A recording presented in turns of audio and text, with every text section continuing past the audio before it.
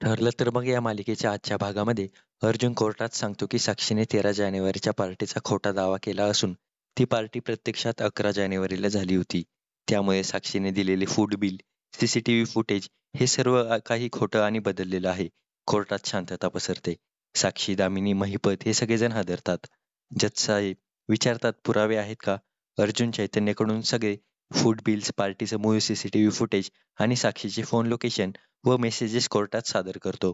त्यात स्पष्ट होतं की साक्षी खोटं बोलली होती. यानंतर अर्जुन हॉटेलच्या मॅनेजरला साक्षीविरोधात साक्ष देण्यासाठी कोर्टात बोलवतो. तो गुपचूप येऊन विटनेस बॉक्समध्ये उभा राहतो.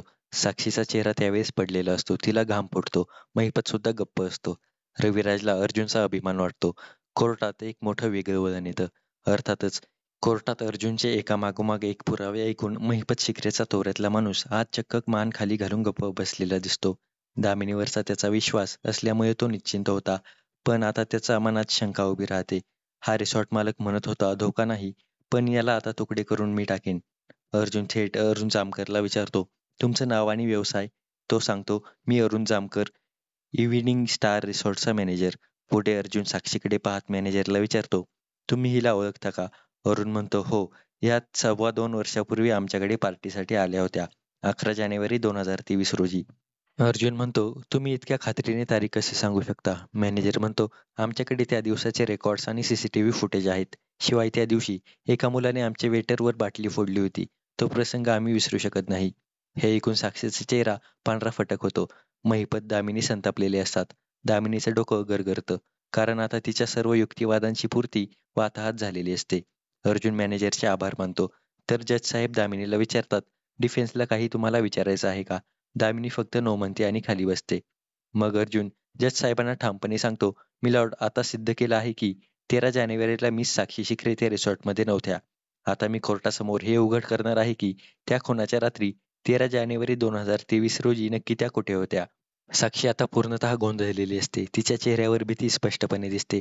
महिपत, दामिनी, प्रिया आणि नागराज यांच्या अंगावर घाम फुटलेला असतो. एकच विचार सगळ्यांच्या मनात असतो, जर 13 जानेवारीचं खरं उघड झालं आणि तर आपल्यावर आघात होईल. प्रियाच्या मनात धडधड सुरू होते. जर अर्जुनने साक्षीविरोधात खुनाचे ठोस पुरावे दिले आणि माझं खोटं स्टेटमेंट उघड झालं, तर मी कोणालाच तोंड दाखवू शकणार नाही. याच घडामोडींमध्ये अर्जुन पुन्हा कोर्टाच्या दिशेने वळतो.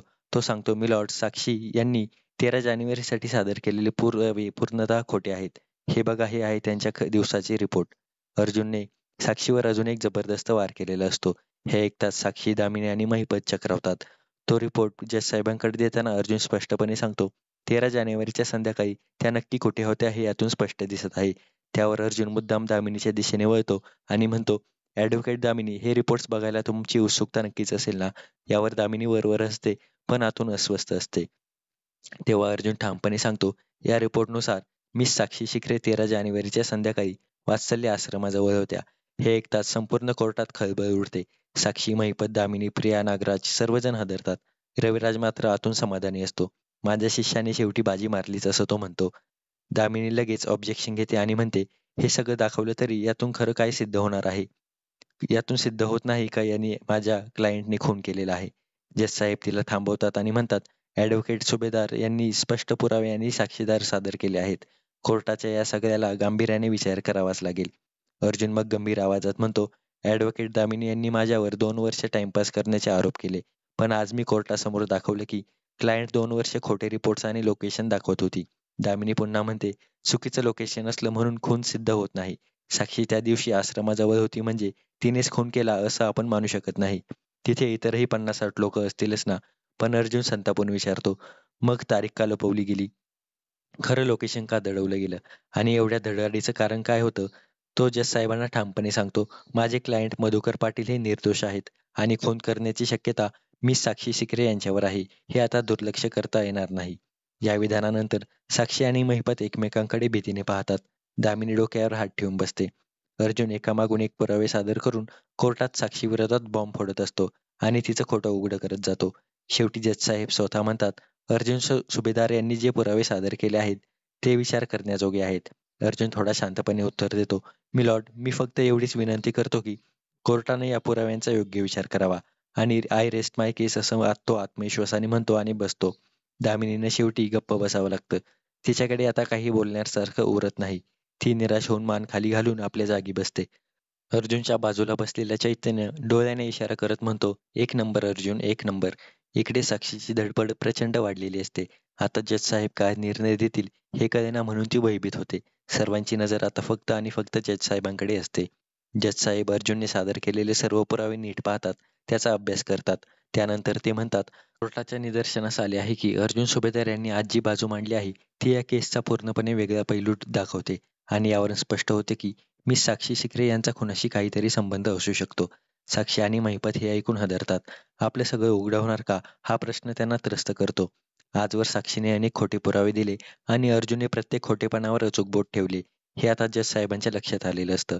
जज साहेब पुढे म्हणतात, "या नव्या पुराव्यांची सखोल चौकशी व्हावी आणि खोटी माहिती, चुकीची तारीख व खोटे लोकेशन कोर्टाला सादर केल्याबद्दल मिस साक्षी शिकरे यांना 10,000 रुपयाचा दंड ठोठावण्यात येत आहे."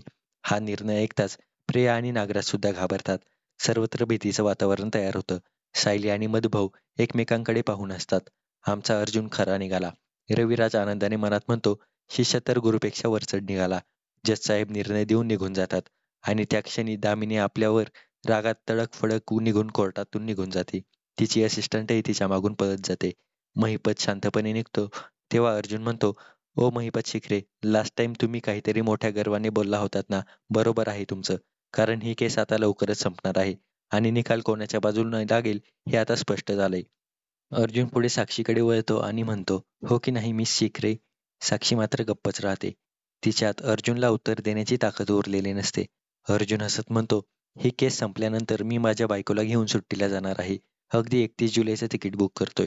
महिपतनं मन आतून कुरकुरत असतं, पण तो काहीच दाखवत नाही. फक्त साक्षीसाठी गप्प राहतो. मग तो साक्षीला म्हणतो, "चल आपण निघूया." आणि असं म्हणून दोघेही तिथून निघून जातात. तेवढ्यात मधुभाऊ पुढे येतात. अर्जुनचा हात हातात घेऊन अभिमानाने त्याला म्हणतात, "खरंच बेटा, तू आमचं नाव राखलंस." सायलीला जवळ घेत ते दोघांना आशीर्वादही देतात. तर मित्रांनो, आता पुढील भागांमध्ये आपण पाहणार आहोत की अर्जुन आणि सायली कोर्टातील कारवाईनंतर घरी परततात. सायली थोडं हसतच म्हणते, "ते रिपोर्ट्स इतके रिअल वाटत होते की खरंच थोडं क्षणभर तरी वाटलं होतं की हे खरे आहेत. पण जर त्या रिपोर्ट्समध्ये खोटं काहीच नसलं असतं, तर कोणाच्याही लक्षात आलं नसतं की ते बनावट आहेत." त्यावर अर्जुन विचारात पडतो आणि म्हणतो, "एक प्रश्न खूप सतावतो सायली.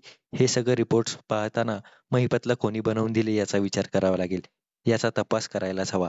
मी उद्या सकाळीच टेलिकॉम कंपनीत जाऊन याचा मागोवा घेणार आहे. खरं खोटं शोधल्याशिवाय मी थांबणार नाही." दरम्यान दुसरीकडे साक्षीच्या घरी मोठा गदारोळ सुरू असतो. महिपत, प्रिया, नागराज हे तिघं एकत्र आलेले असतात. प्रिया संतापून म्हणते, "30 तारखेला या साक्षीला एकतर फाशी किंवा जन्मठेप होईल." हे ऐकताच महिपतचा संयम सुटतो. त्याचे डोळे लाल होतात. तो अक्षरशः पेटून उठतो. तो मागे धावून जातो आणि प्रियाच्या गळ्यापर्यंत जातो आणि तिला संतापून म्हणतो, "जर माझ्या लेकीला शिक्षा झाली ना, तर तुझं आयुष्य उद्ध्वस्त करीन शपथ घेतो मी." इकडे अर्जुन आणि रविराज एकत्र टेलिकॉम कंपनीमध्ये पोहोचतात.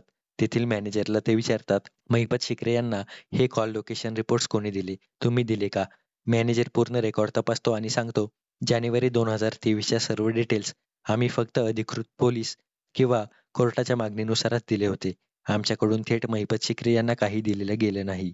हे ऐकून अर्जुन अधिक सतर्क होतो. त्याच्या मनात एक नवीनच संशयाचे वादळ उठतं. मित्रांनो, या प्रकरणात अजून किती धक्कादायक सत्य उघड होणार आहे हे जाणून घेण्यासाठी पुढील भाग नक्की पहा आणि चॅनलला सबस्क्राईब करायला विसरू नका.